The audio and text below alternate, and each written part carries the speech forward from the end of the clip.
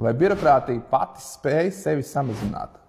Es uzskatu, ka var, bet tikai tad, ja politiskā vadība spēj viņus motivēt.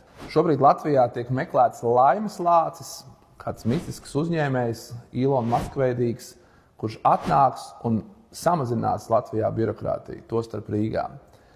Mēs parādījām Mārtiņa Staķa laikā, ka birokrāti paši sevi arī spēja samazināt un kļūt daudz efektīvāki.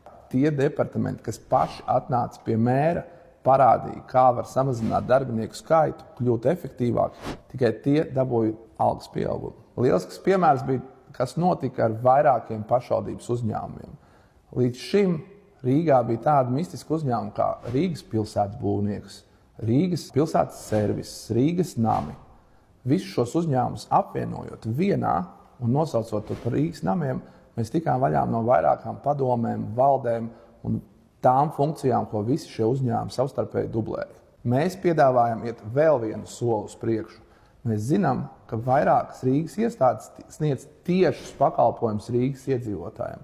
Un rīdzinieki paši var novērtēt šo iestāžu darbu, sniegto pakalpojumu kvalitāti, klienta servisa kvalitāti.